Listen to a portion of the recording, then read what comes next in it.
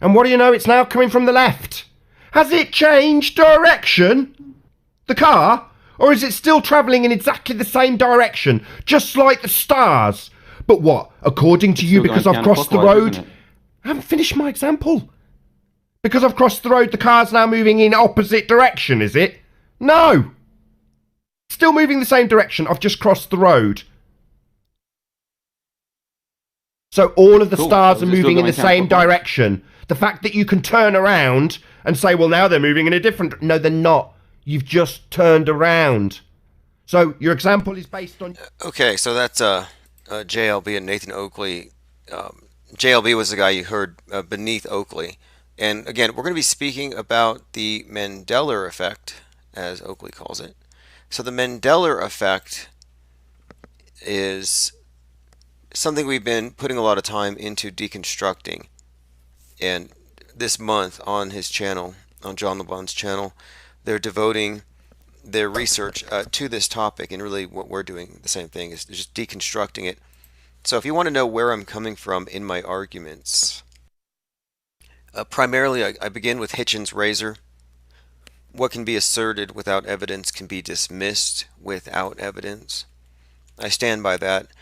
So if you want to read Mandoozled, The Mandela Effect Debunked, for free, I'm putting a link in the chat. Payment is optional. And so this book explains why they insist it is real in the face of contrary evidence, and then I delve into why I believe it actually matters.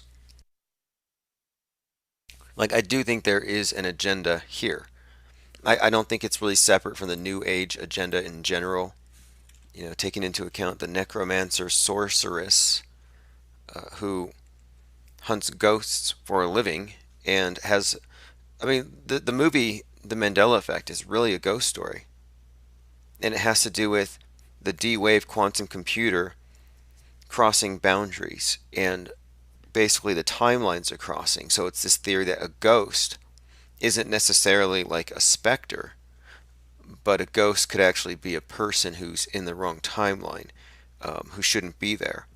And it's part of the movie. It's an example of how the person is seeing something that shouldn't be there but is there, and it drives her mad, you know, because she's in a contradictory timeline. But it's far different when someone comes back from the dead versus the spelling of your favorite breakfast cereal changes.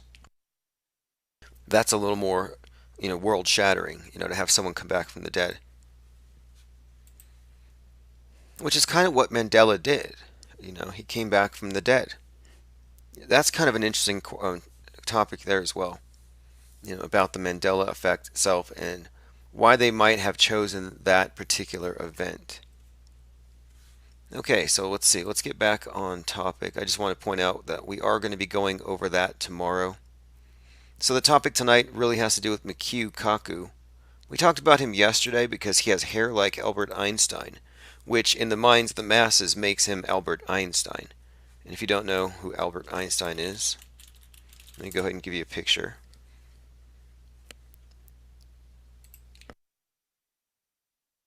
Okay, here we go. And I'm just kidding about that. There's an idea that the people who don't trust science are like ignorant of it. No, we don't trust it because we know about it. We know who these fools are. Okay, so here's why this? Why can't I find a picture of him where he doesn't look like he belongs in a safe place? Anyway, this is what I call archetype casting. So you want your scientist to look like an archetype, an archetypal scientist, an eccentric wizard, a mystic, someone with their head in the clouds. Anyway, what better example than Einstein? And so physicist MICHIO Kaku, he is pretty much the same, you know, bish, as they say. There you go, MICHIO and Einstein. Now this is really who they modeled him off of. And you know, I've noticed he's really good at reading teleprompters. I've never seen him off a teleprompter. I mean, that's why they put you on a teleprompter, right? Because you're really good at reading them. Or is it because he's just a puppet and doesn't really believe what he's saying? I mean, I think sometimes he sounds like it's the first time he's read it. He once said that you could dangle a giant magnifying glass from a satellite above Mars, concentrate the rays of the sun, melt the polar ice cap, and turn Mars into a lush, Earth-like paradise without all the people. But then you could also repopulate it with Neanderthals and dinosaurs. This is what MICHIO Kaku, physicist, actually said. So this just came out. This is the Dallas Observer. We spoke to MICHIO Kaku after attending the conference in Frisco, and he confirmed we suspected the Earth isn't flat. Physicist on whether the Earth is flat. So this is, of course, the Dallas Observer interviewing him. They were there, he was not. But he's basically looking into this guy and Neil deGrasse Tyson and a couple others, because these are the ones who all flat earthers are familiar with. Like, these are the popes of pseudoscience. Like, these are the bad guys in the narrative. It's like they have these designated shills. So this guy says, we decided to call on one of the names the flat earth community brought up during the conference about the movement, and I wanted him to shed some light.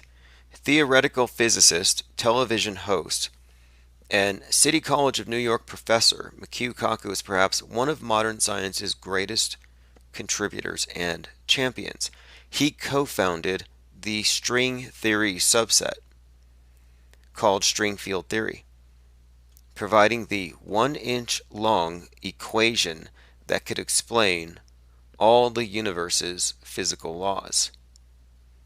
MICHIO Kaku helped create the calculations first sought by physicist Albert Einstein, who believed he could read the mind of God. Again, I mentioned Einstein, and how long did it take them to mention Albert Einstein? It starts with a hair. Now, the 1-inch long equation, this is key, and I didn't even know about this until just a minute ago. So let me go ahead and have a couple of you, if you don't mind, share the stream. I can see my browser's not going to cooperate with me on this one, which makes perfect sense because I think I found something good. So a little background.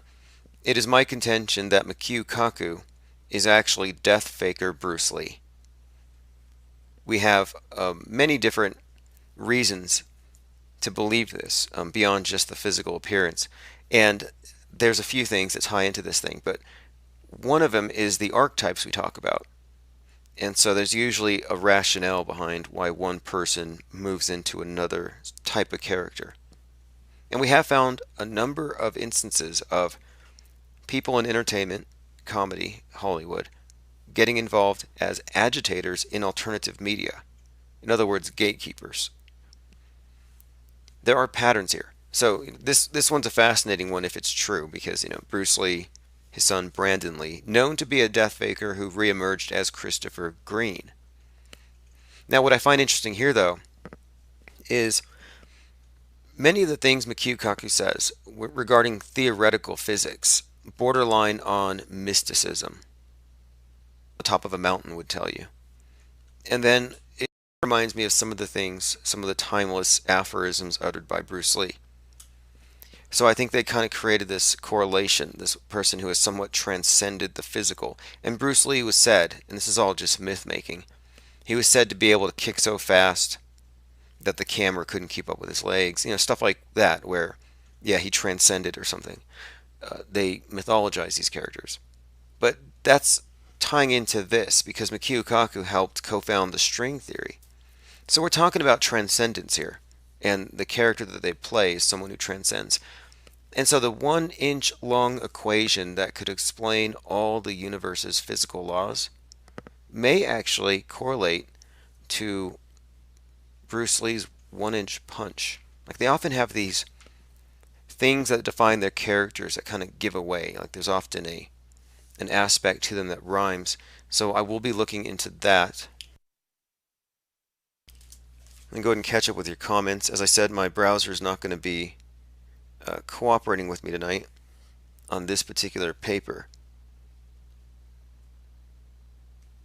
Gremlins. That's what it seems like. Anyway, I'm also opening phones, 505-510-4226. Do we have anyone in D Live? Did it actually open up over there? I see Twitch. I see the Y word. And like I said, my browser is crashing pretty bad. I don't know if it's going to continue. So let me go ahead and take a short break. And, well, I can't even open anything to play music. Not sure what happened, but this Dallas Observer article is pretty much just saying what I was saying here, that Kaku helped create the calculations sought by physicist Albert Einstein, who believes he could read the mind of God. Like, what does that even mean? See, read the mind of God.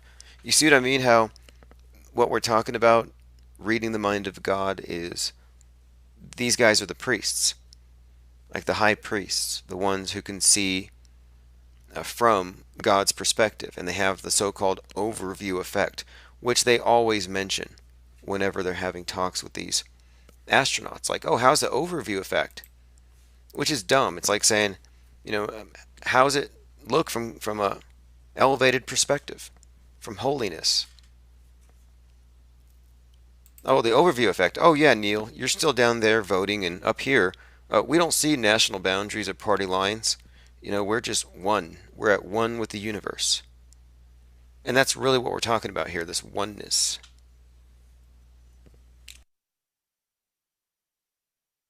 Yeah, so it looks like we're having issues with the browser, so what I'm probably going to do is kill it, and then I'll start again, and I'll try to get D Live involved, if it's possible at all. So I will see everyone shortly.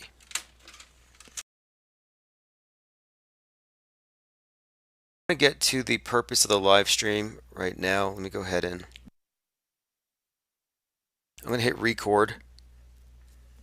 So what I want to start off with is this. The Dallas Observer did a piece on MICHIO Kaku, and I came across some stuff that I think ties into everything we've been talking about with regards to deepfakes and death fakers, and how the paradigm is more or less maintained by its heavy influencers, pop culture icons.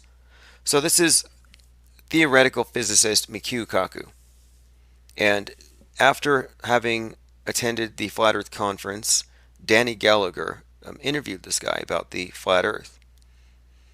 And so I'm looking through here, and there are a number of things I think that kind of reinforce what we've been saying for some time, that what we're looking at with MICHIO Kaku is in fact something more akin to a character. Not all that different from like an Elon Musk, as in we're looking at a composite, someone who exists on the world stage. So he said, you don't have to be a genius to figure it out. You just take an airplane trip and there it is. My God, you can see the Earth is curved. So MICHIO Kaku is basically saying, you just get in an airplane, you can see the curve, which isn't true. Earlier I mentioned there was a YouTube channel, I think it's Stranger Than Fiction News, who says the same thing. He says, I can go to my beach, and I can look and see the Earth is curved. Like, no, you actually can't see the curve of the ocean, unless you have special eyes. I mean, the fact is you're too small relative to the Earth to see it. So, MICHIO Kaku, again, worth discussing in the realm of deepfakers, because he's believed to be none other than Bruce Lee, who died of an overdose after fake dying in a movie the way that his son would future die on a movie set, as he died in the movie before he died of an overdose. So here you have it. This is MICHIO Kaku, Bruce Lee. So what I like to point out whenever we're talking about deepfakers or celebrities who've been rebranded is there's usually a narrative that supports it and there's a rationale. So I'm like, well, what is the connection between these two? And I've been digging into this one for a while. And I recognize there's certain tropes, there's certain archetypes, and I'm going to get into all of that. But I want to show you something specifically. It's just so you have an idea of who MICHIO Kaku is. So he helped create calculations sought by Albert Einstein, who said he could, quote, read the mind of God. He co-founded string theory, the string theory subset called string field theory, providing a 1-inch long equation that could explain all of the universe's laws. And this is what I wanted to stop with.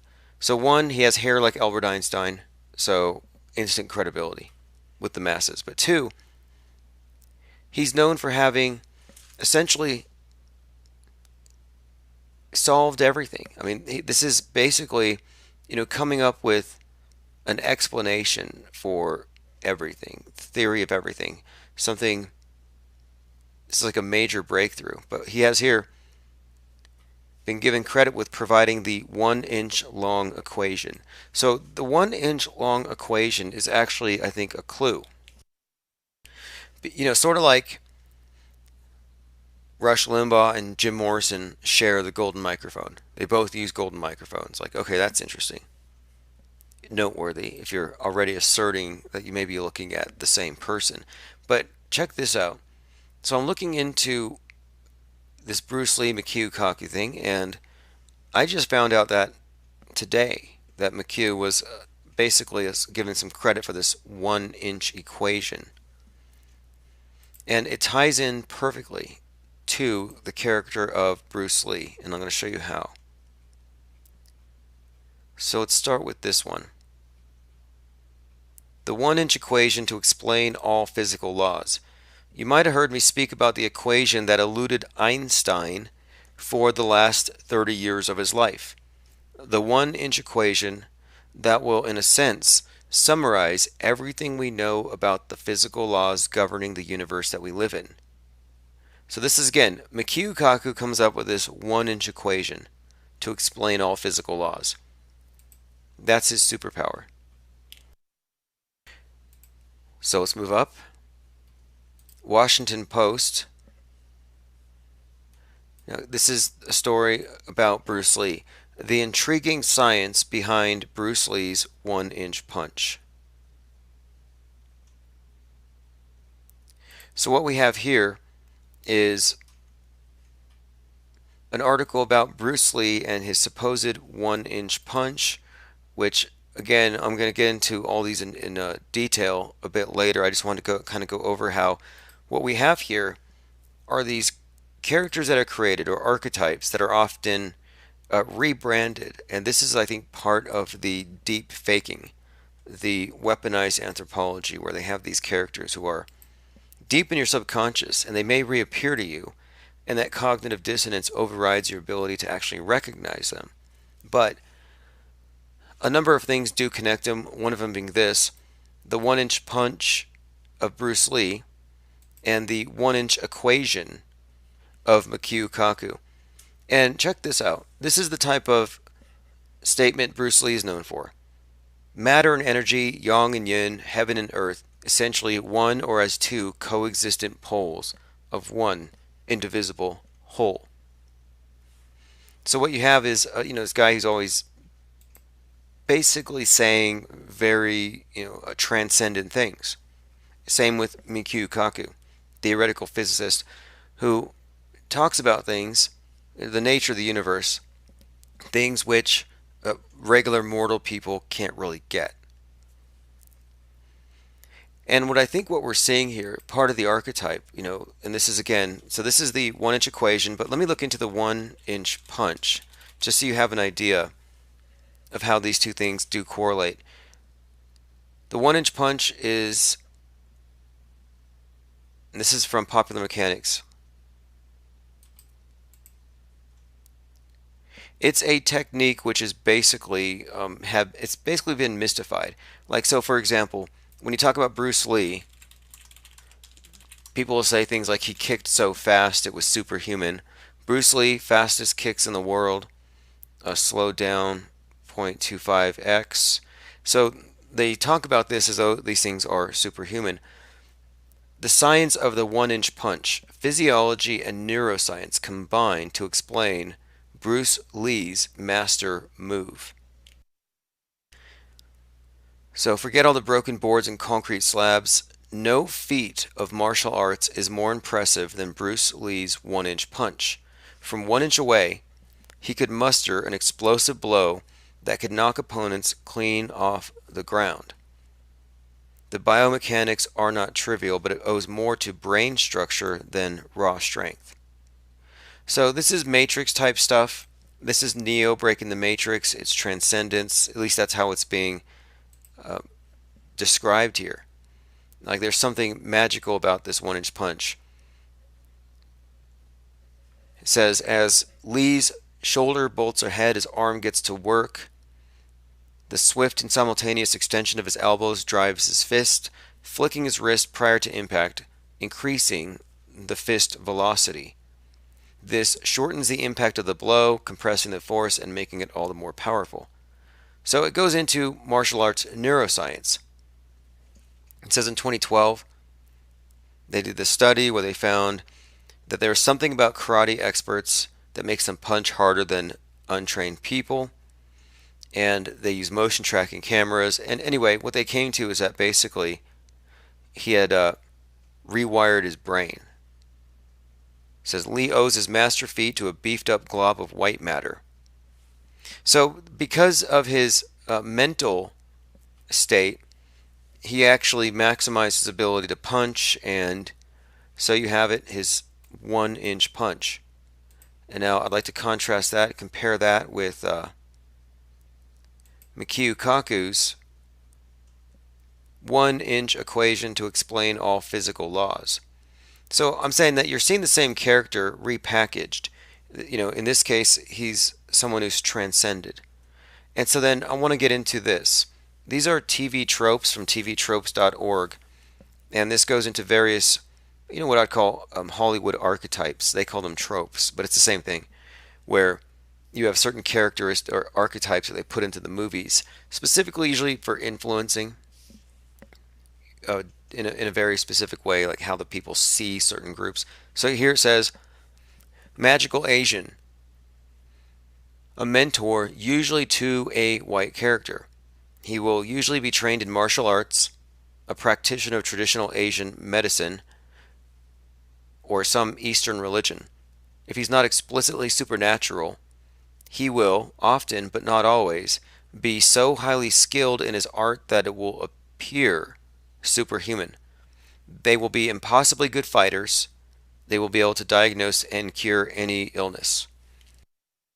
Expect scenes of them meditating. So it goes on about this trope that you see throughout American cinema. It goes on to say, this often overlaps with the old master. So I think this is part of the archetype that they gave us. And this is the old master. And so as a theoretical physicist, he's still something of a quasi-mystic. And theoretical physics does borderline on mysticism. It talks about transcendence, alternate realities, overcoming time, and all the rest. In fact, MICHIO Kaku was talking about, he figured out with this 1-inch equation how to read the mind of God. He says, old master, this is a continuation of the same kind of trope. Okay, don't let his age fool you. Says, he might have been a badass bookworm on the way. Any physical decline he suffered won't matter. He's learned how to defeat those who are stronger. Anyway, this is just kind of an overlap with the magical Asian archetype or stereotype or trope. And I'm saying that they have created this character that does overlap. And you can find many examples like this again, where Bruce Lee is talking about matter and energy, heaven and earth, yin and yang, two coexistent poles, part of one indivisible whole. You can find this, and then you can go into MICHIO Kaku, and you can find various quotes ascribed to him that are very analogous to this. Only he does it in more, quantum. He talks about quantum realities. His terminology is different, but it's pretty much the same thing. And again, tonight I'm just contrasting his 1-inch equation to Bruce Lee's 1-inch punch, under the presumption that these two are the same, that it is the same person. Listen to this. In the beginning, God said the four-dimensional divergence of an asymmetric second-rank tensor equals 0, and there was light and it was good. You see what I mean? Like, this is wisdom. This is, I believe we exist in a multiverse of universes. Much of it is about human potential. MICHIO says humans are natural-born scientists. When we're born, we want to know why the stars shine. In many ways, he talks about things that sound almost identical. Here's an example. The internet frees people to realize they don't have to live like slaves. Now let's look at some Bruce Lee quotes. So there you have MICHIO Kaku giving you statements about freedom of the mind. And here we go. This is Bruce Lee. We must value ourselves more than we value things. As you think, so shall you become. Knowing is not enough. We must apply. He goes on, like I said, back and forth. If you think a thing is impossible, you'll make it impossible. A goal is meant to be reached. Anyway, we have many examples back and forth of these two guys essentially saying the same stuff. And I'm saying it's the same character. It's the same TV trope. Repackaged. Transcendent. 1-inch punch. 1-inch equation. Magical Asian old master. All kids are born geniuses but are crushed by society. MICHIO Kaku. Defeat is a state of mind. No one is defeated until they accept it as a reality. Bruce Lee. Let me go ahead and see your comments. MGD84 says, you think this guy is Bruce Lee? Oh, yeah. I mean, we've been talking about this for a bit. Yeah, we're saying that this is the same character that Bruce Lee faked his death. We even compare it, well, Brandon Lee, his son, it's all part of the same program, but yeah, no doubt. So let's look into Bruce Lee, death faker. And there are so many indicators that this was going to happen.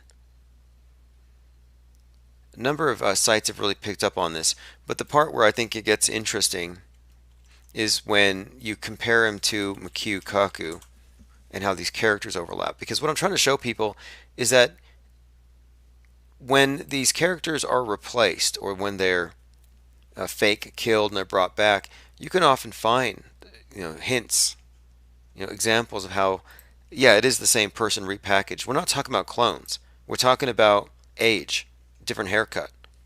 We're talking about characters on the world stage, fake dying. So, no, Bruce Lee, I would say, didn't die. Nor did his son Brandon Lee die in the way that Bruce Lee died in a movie, right before he, quote, died. I mean, they've been doing this forever. So he dies at 32 in some months. So in his 33rd year, his son dies, incidentally, on the same day Nipsey Hussle died. And of course, his son dies like Bruce Lee dies in the movie Games of Death. His son, 28, Brandon Lee, is believed to come back as Christopher Green with AMTV. So let's take a look at this really quick. So I'm saying beyond the physical resemblances, you can find many different correlations, especially in, like I said before, we're dealing with the meta script and characters who are written onto the world stage. So when a character is written onto the stage, they insert them into the narrative. And when they have certain archetypes, you'll see that they kind of do have this way of rhyming. So for the 1-inch punch to become the 1-inch equation makes perfect sense. This would be Christopher Green and this would be Brandon Lee. This is something that's been exposed ad nauseum. Not here to focus on that one so much. But let's see.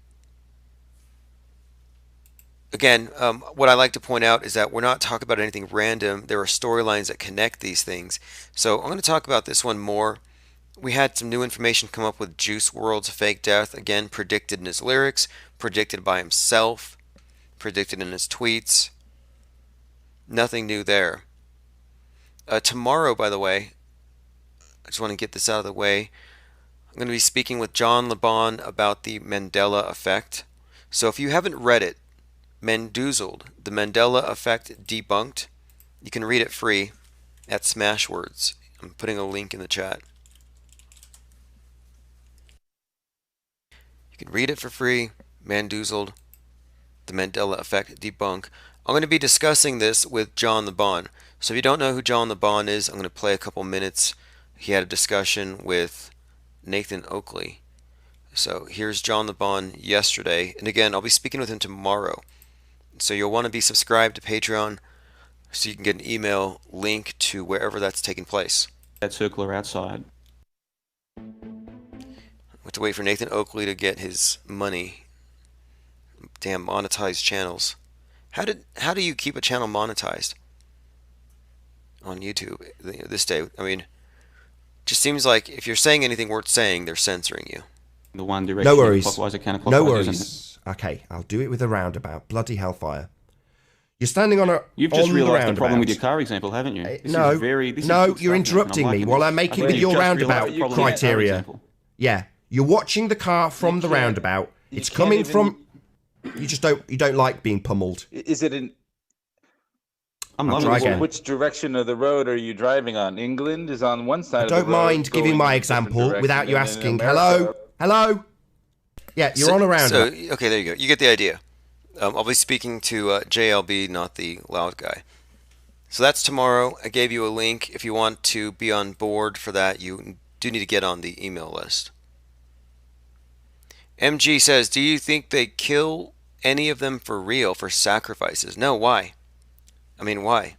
And two, if you're going to assert people are really dying at any of these events, you need to provide evidence because the media doesn't. Show me where somebody's actually died. Do they kill people in the movies? Do they kill people in propaganda films? Do they kill people in atrocity propaganda? The answer is no. They don't. They don't have to. But, you know, a lot of people can't let that go. They really can't. They can't let the idea go that they're so bad that they just kill random people for shock. It's like, no, they don't. Or they do it for sacrifices. And they never really define what that actually means. So, let's continue. Well, Oakley had a great discussion. I noticed a few people here were noticing how triggered he was. He had a great discussion about the Mandela effect. It's the only reason I'm subscribed to him again. So, we're talking about death fakers and people playing multiple roles. The other day I brought this up. Interesting that Kevin Booth was the producer of Bill Hicks and Alex Jones, and he seems to be part of it and privy to it. And I had an anonymous tip come into me by email, and they said, hey, you got to look. They're saying, hey, this Kevin Booth is actually, he's with Sacred Cow Productions. They're saying he's deep faking as a right-wing shock jock known as Eric Mancow. So is Kevin Booth deep faking it as Mancow? Well, it looks like it.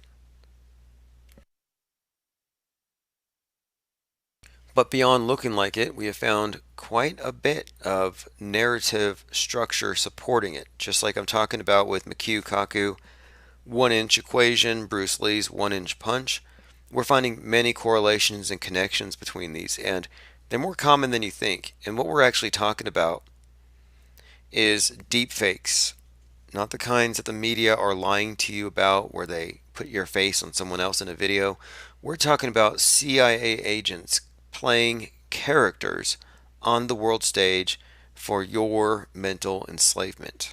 Shepherds. Wolves in shepherd's clothing. And they're all over the media. The media is crawling with these things.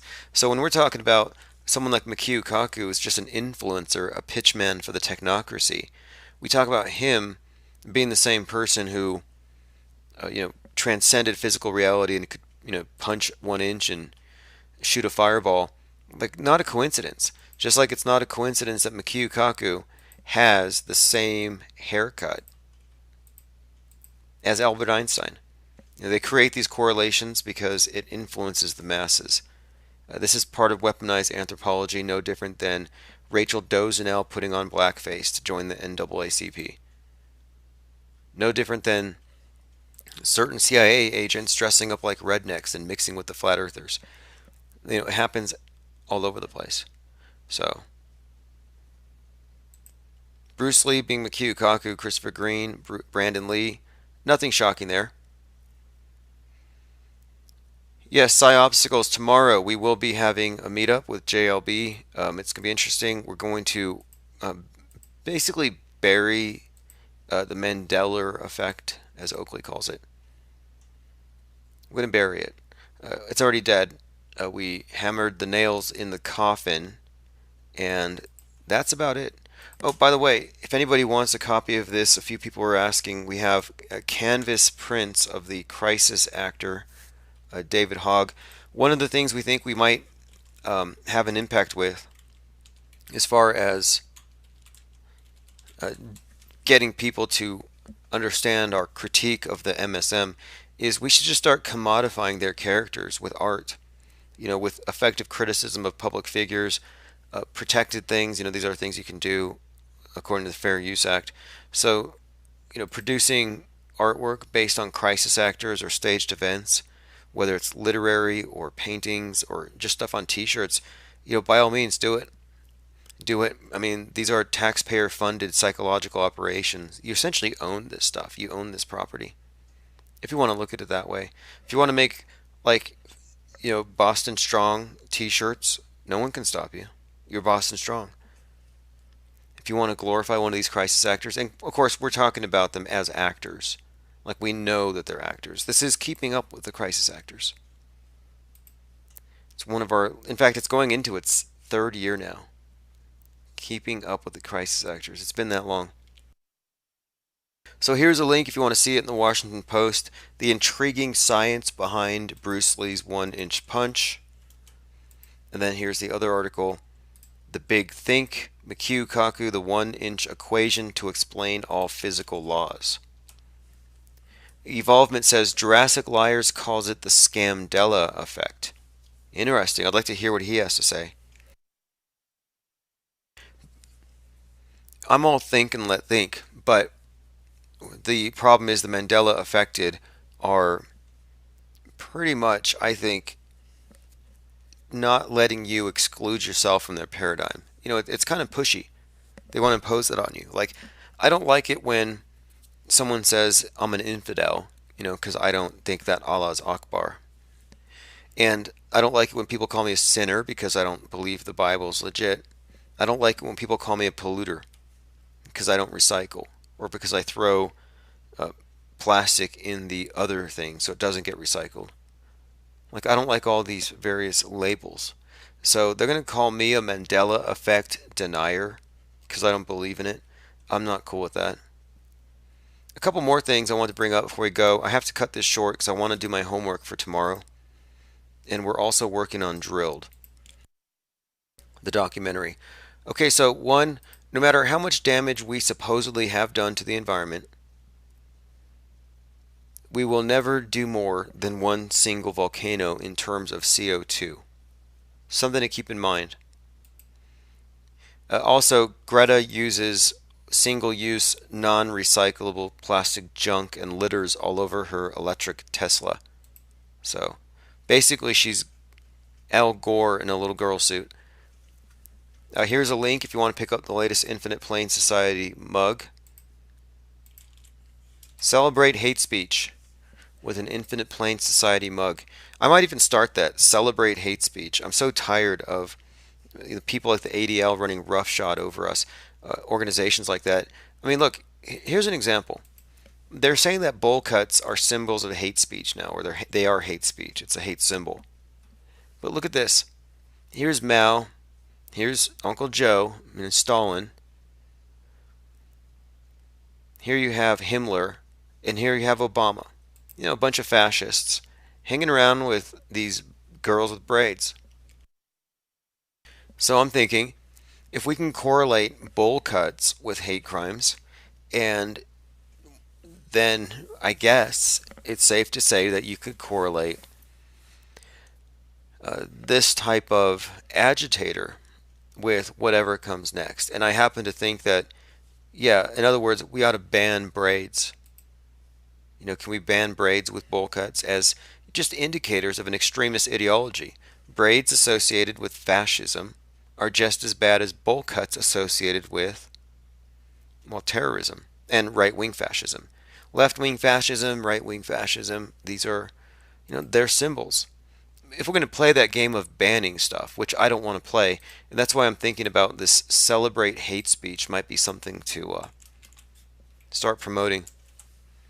Also, we are going to keep going with Speak Penguin or Die. The Flat Earth movement is going to have to learn to speak penguin or die. In other words, if it doesn't move south, well, there's nowhere left for it to go.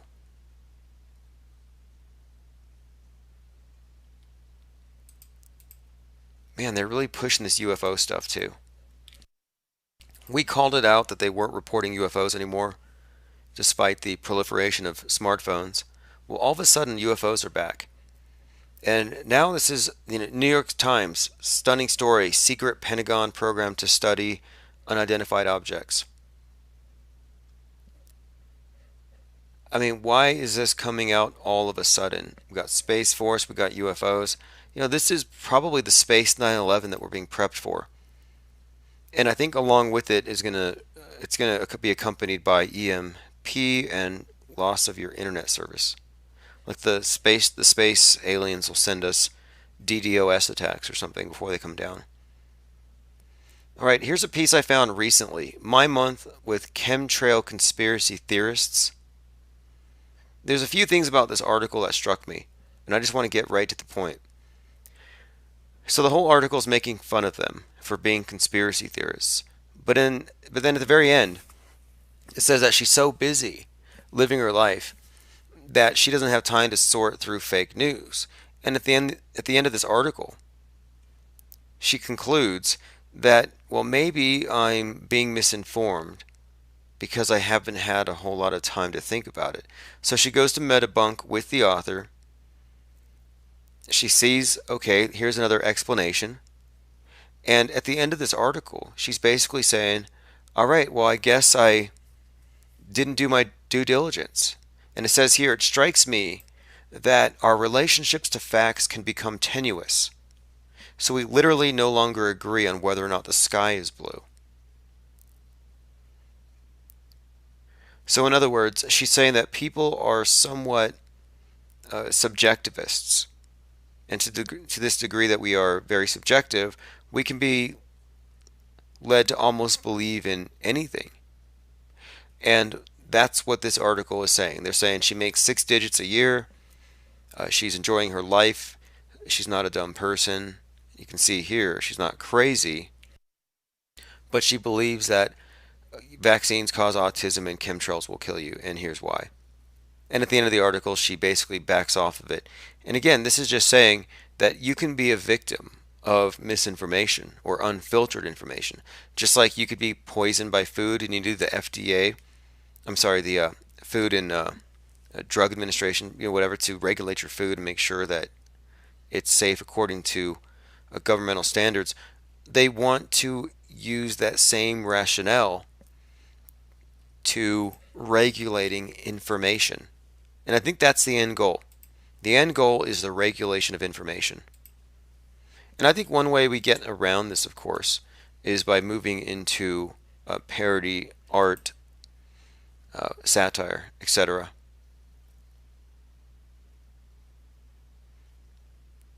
I'm going through comments. Chazology Bear says, I exhale CO2, ban me. Well, exactly. That's what they want to do, though. The elite have already pretty much succeeded in getting the average person to agree to pay for the air that they breathe. Now, there was something else about this article that also struck me. The writer, who's on the left, believes in climate change. And her issue is this, because to me, I noticed this too. This is how you know it's fake. If the conspiracy theory you're listening to is extremely partisan, it's probably fake. So on this one here, listen to this. And this is from the writer of the piece. She says that her problem with these chemtrail conspiracy theories is that it detracts from a legitimate fear of climate change.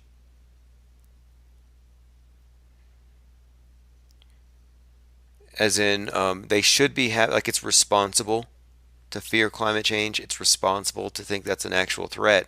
And so this writer is perturbed that instead of fearing what they should fear, which is climate change and global warming, they fear climate change, which isn't like scientifically validated.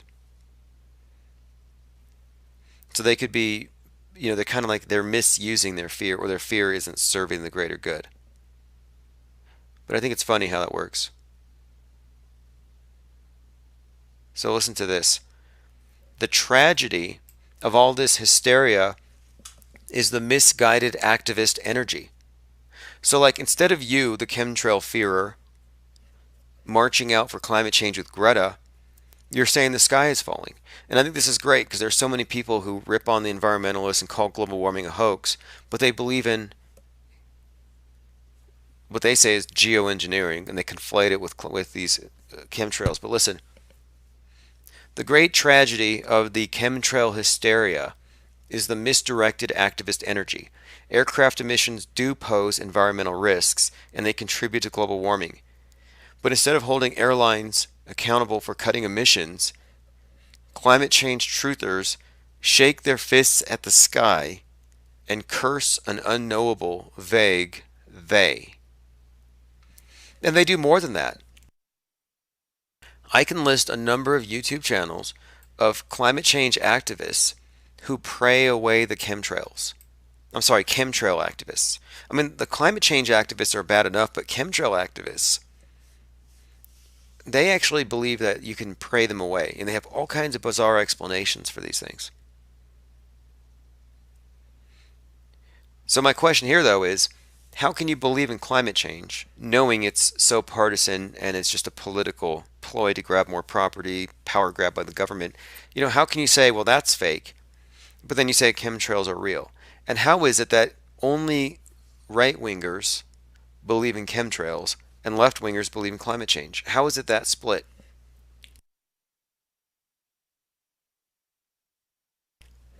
Like, to me, that's just way too convenient to be believable.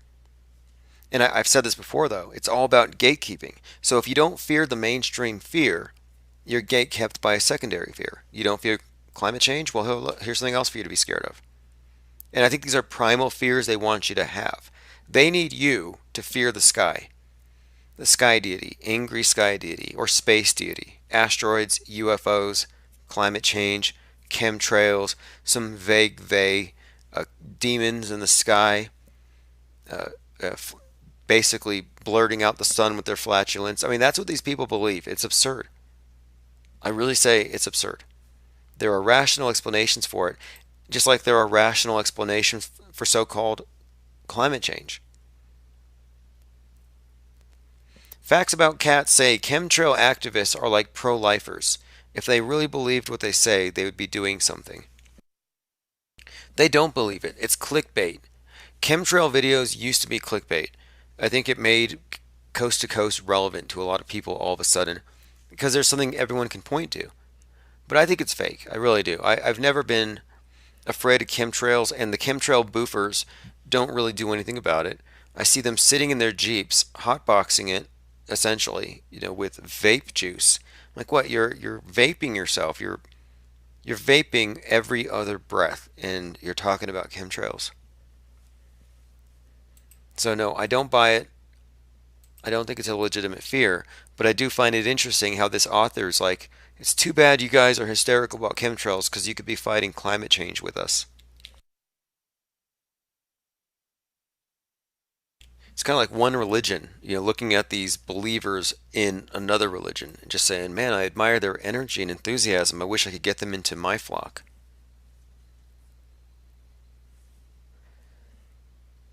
Okay, so I was saying earlier, I have to get on board with my preparation for tomorrow. I have to study the Mandela effect, basically. We're going to be discussing that, and as I said earlier, I have that book out, Mandoozled, that explains my arguments for this. So I'm going to have to kill the stream, and tomorrow I'm going to be talking to John LeBon about the Mandela effect. So if you want to watch that stream, you have to follow me at a Patreon link below, where you'll get a notification linking you to wherever this talk is going to happen. I believe it's going to be in his Discord server, but I'll send you a link. So I'll see you all later on. I live on the infinite plane. I ain't playing no games. I'm on a different plane. I live on the infinite plane. I know the news is fake. They're trying to choose my fate. I know the views is fake. They're pushing the global stage. Fake news on the radio wave. All the hoax, the whole world is a stage. Body double like I'm Saddam Hussein. Doing my thing. Don't want the fame, just trying to make change. They took out my page. But I'm infinite gang, infinite plane. Playing no games. Infinite gang, we ain't playing no games. Infinite plane. I'm on an infinite plane. Infinite plane. The world that I live in is strange. Cause I'm on an infinite plane. I'm doing different things. Yeah, I'm on an infinite plane. I'm on an infinite plane. I'm on an infinite plane. Stay with the infinite gang. Step on the strings. But they can't cover the gang. I'm on the infinite plane. Infinite gang. Open your mouth.